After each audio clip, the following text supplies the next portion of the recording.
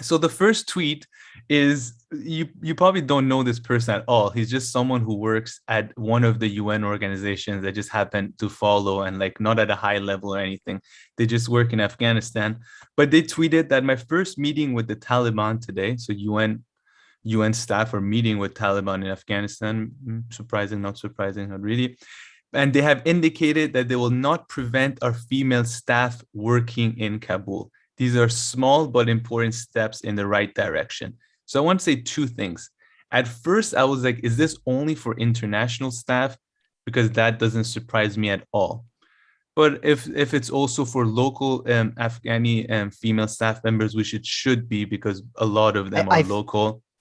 Yeah. I think it's just for the organization he works for, But not even for all foreign staff of all foreign companies, yeah, just the organization he works true. for, And he works, I I mean, think. and yeah, he works for the UN's migration organization, IOM. So yeah, right. But I wonder if it's their female staff. But one thing that's come out, so that was the one point that I wanted to make. The second point that came out, I mean, you don't have high expectations. And sometimes you hear things about the Taliban. They're like, the Taliban will have schools segregated by gender. I'm like, I'm pretty sure like most countries, a lot of countries in that region have that too. But yeah, sure. However, Doesn't make apparently, it right. no, it doesn't make it right. I'm just saying the way that sometimes it's pointed out is as if it's just them. But Oh, it's okay, unique. Okay. your allies do the exact Yeah, same thing in Pakistan is the Saudi same way. Arabia, or Saudi Arabia, or the easiest Iran example is too. Iran is a weird one. Cities usually segregated, but uh, in like provinces, it's not, because there's not enough teachers or there's not enough students. So just fuck it, let's just not Yeah, segregate. It's just, yeah, I I love it. think if I'm not mistaken, the Taliban, I've heard maybe they're also not segregating for primary or They are something. there. They are okay. But this other piece They of are. news That's was the really thing. shitty though. Let me just say this There's and no, uh, there's a fight of over women issues, and one day they said they're gonna segregate, then they backed away. Then it's a big fight right now.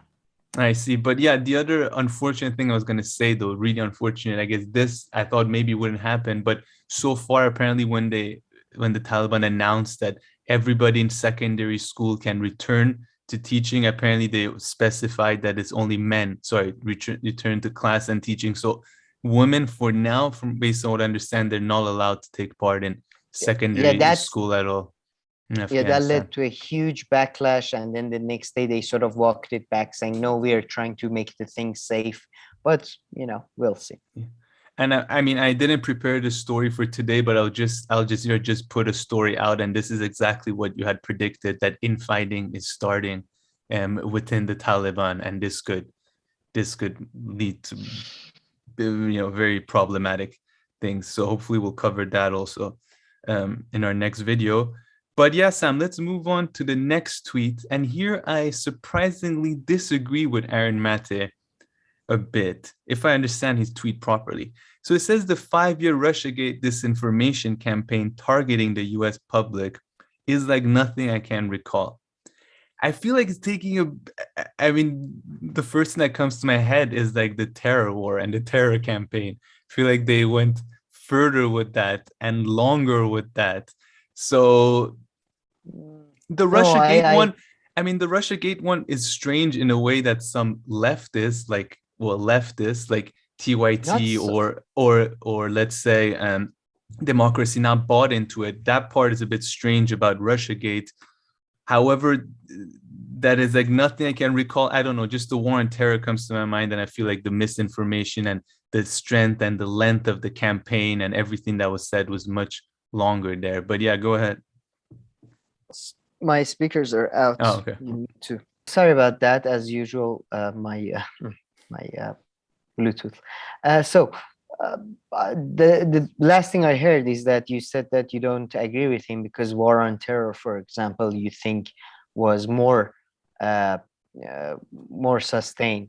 But no, I completely agree with Aaron Massa. Actually, I mean, I wouldn't say it's nothing like. Yeah, it's like nothing I've seen, but it is more like the Red Scares of 1920s, because I've never, like, when WMDs, I mean, maybe because I was in the Middle East as well. Like the WMD's lies when the not Rumsfeld. Who went to UN and said Colin Power. Colin Powell. Powell? Like, Yeah. I genuinely don't know a single person who believed that. Like, everybody was saying that Saddam used to be with the US, and now he's not with the, like, nobody I knew from the liberal, like, because I was in the I'm not in the Interesting. conservative, obviously, circles usually, right? So and I remember there was quite a lot of skepticism early on, a lot of criticism early on, a lot of criticism on the war, during the war, early on, British soldiers, their equipments, their trainings, American soldiers, all that. There was all that. With Russiagate, they literally, it's like, as soon as they saw that you don't agree with them, they eliminate you. You would not appear again on any morning shows. You would be suddenly regarded as this radical, somebody who's got, potentially. It was much But wait, more hold on. But insidious. the Much more mainstream insidious. media would allow dissident voices like this in the early days of the Iraq War, you're saying? Yeah. Really? And they got, I mean, you could say Phil Donahue, was it Phil Donahue? Phil got fired for it, but after 2 years, I think, after a year or so, it wasn't just, I'm not talking about New York Times and Washington Post, which are basically like a state sort of commandments, but it's just, I remember media was much more open. Bill Maher was criticizing, these people were around. With Russiagate, it was literally like Jimmy Dore, Aaron Maté, Glenn Greenwald, Matt Taibbi, and then you had and you had like people, like, there were other, like, that's why I get so disappointed sometimes, like Noam Chomsky and stuff. They didn't even care, like, it wasn't that big of a deal to come. Like, war in Iraq for them was much more, you would see more academics come out. But I mean, that's defend. a more serious issue, though. I mean, your point is well taken. And now that you said that, right, my own concern from the beginning when I said I don't agree with Armata here, because I wasn't too sure from which aspect. So fine, this aspect that you've said, yeah, I mean, depends on what criteria you're kind of saying it. So based on this aspect, I mean, I wasn't watching the news back when I was 12 or 13 in 2002. I was. And that way, or even if I did, it would be passing with CNN in the background in the living room, but I wasn't. No, I was very much question time this week. I wasn't watching it that way. CNN was much better then. But, I mean, it was shit, but much better. But yeah, but the Iraq War is a more serious issue than Russiagate, I would say. I mean, it led to significantly far more death and damage and everything. In reality, yeah, but Russiagate, I think, could be long-term effect, could be as bad if it leads to more conflict with Russia or Ukrainian and stuff, all that, But it's just, I mean, I've never seen, Russiagate is so childish. It's so like, exactly that. It's so. I mean, that's what I was shocked, like that, like, people like TYT and stuff. It's like the most. Anyone. It's the most mainstream childish topic ever. I can never believe how, like, alternative people would even, like, or leftist people or people who are not in the mainstream would fall for this. It's the most childish mainstream story ever. Like, even people not in ever mainstream. No, even people in mainstream, I couldn't believe it, because it's literally like a shitty Tom Clancy novel. That's like, it's like really shitty one, not even a good one. Like, that was the Russiagate. I can see like, it. He hired prostitutes to pee on a bed that Obama was on.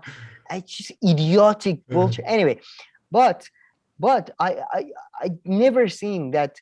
I mean, with Russiagate, you had Intercept, which was a great news channel.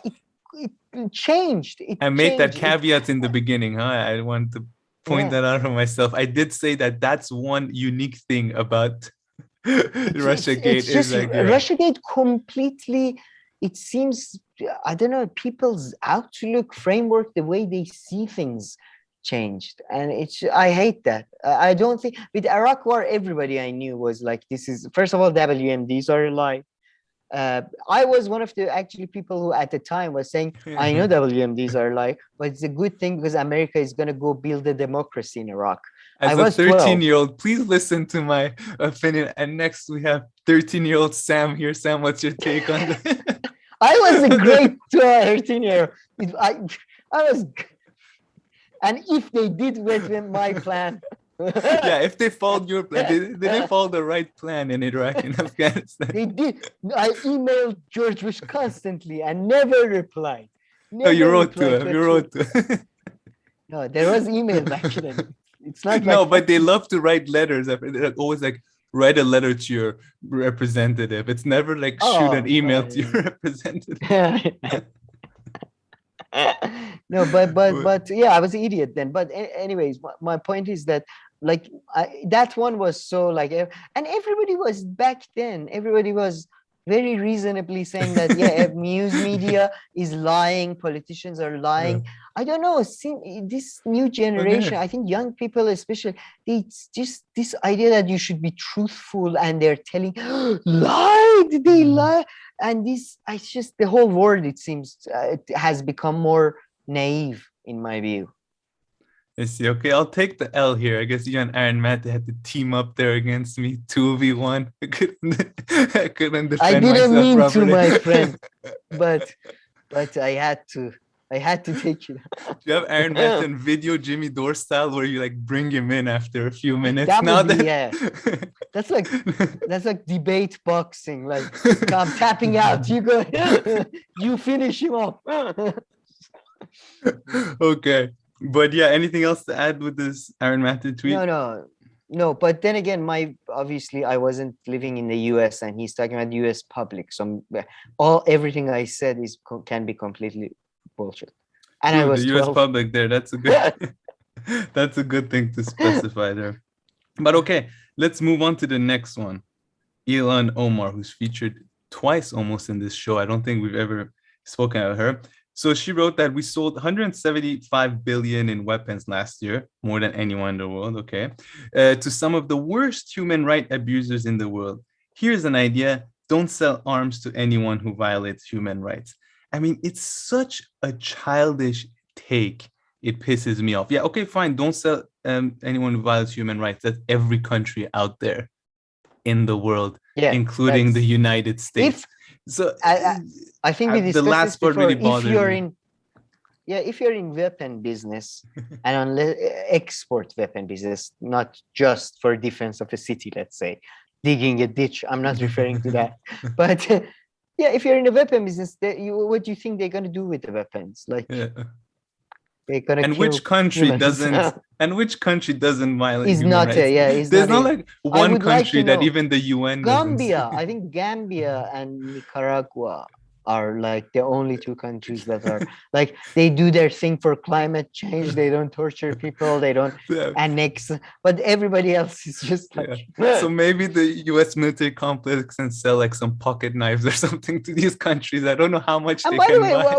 By the way, what the fuck? What do you think happens if US decides to not sell weapons to one of the only remaining industries in the US is weapon industry, and the UK, by the way. It's, I mean, I look, there should be a plan. There should be a plan, but this solution of hers, it doesn't go anywhere as a member it's reduction. of Congress. That's the issue. That's the main issue. These type of solutions are reductionist and do not kind of, instead of answering the question in the right way, reduce the answer to something idiotic that makes you feel powerless.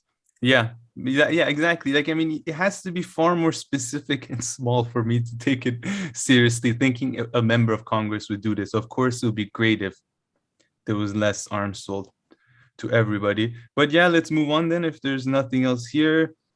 Okay, so here, our friend Anna Kasparian. I must say, Anna Kasparian, do you have the Anna Kasparian tweet? Right after Ilhan Omar.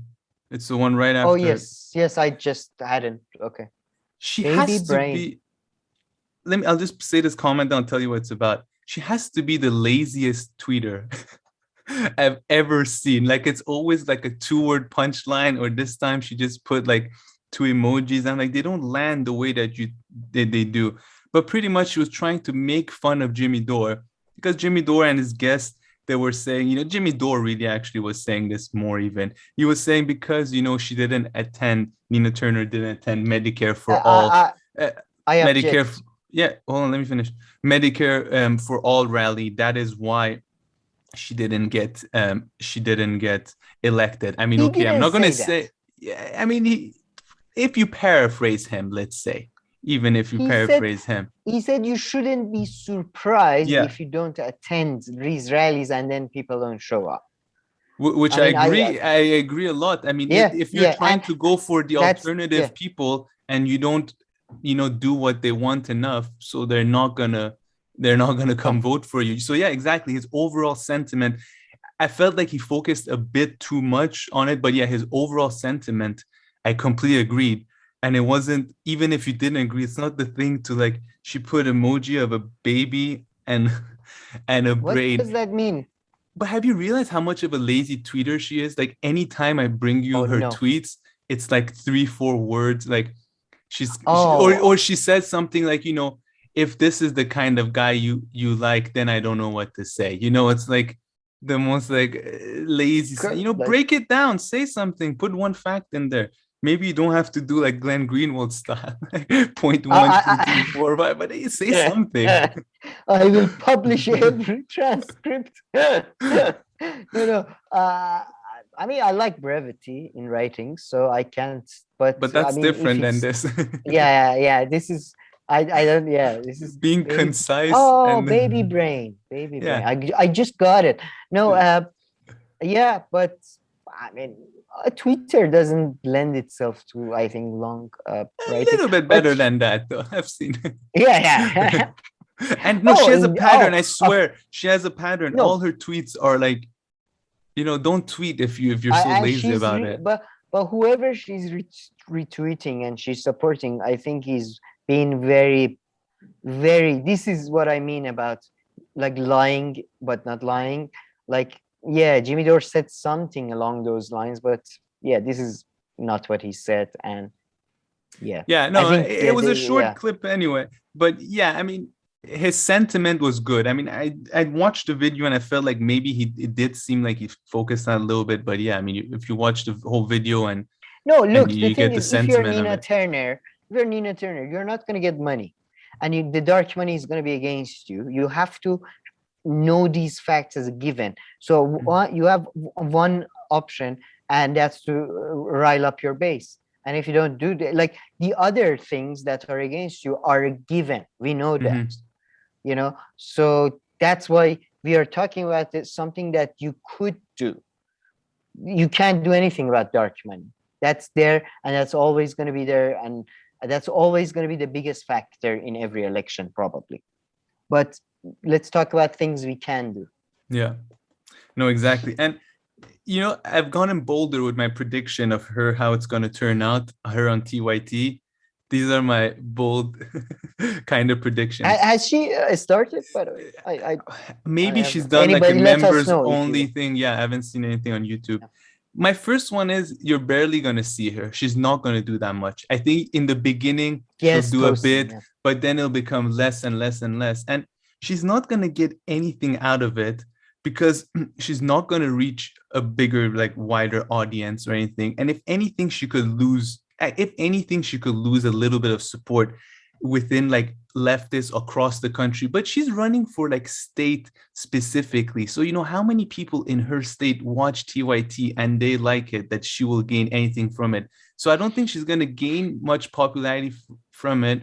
If anything, she could perhaps lose, not on an important scale, but if anything, she could lose. But yeah, I believe she's not going to do too much with them. That is just my a kind of bold prediction based on not much. I agree with you, but I don't know. To be honest, if she goes there and she is quite, aggressively left Yeah, wing that or would be whatever, interesting. I would, that would be interesting. And I'm sure TYT is probably paying her a good amount of money after running a You think so? campaign and Yeah. all that. how much do you think they could pay for? I wonder if like other people who worked at Half TYT a and all million a that. year, maybe. You think so? No. You think so? No. I don't think they Yeah, have. I don't think they'd be able to pay Nina Turner 500,000. I don't know. I'm just that's guessing.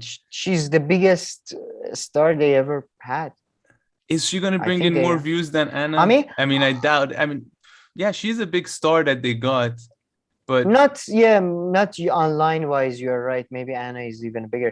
No, it's just from what I understand, the numbers that Rumble paid to Glenn Greenwald and Tulsi Gabbard was in 5-6 figures. So I would imagine Nina Turner would get but the that's same. different. I would imagine they have more funding right now or access to more funding. Rumble. I'm just imagining, and you're gonna get more out of Glenn Greenwald, I feel, than I don't know Nina Turner.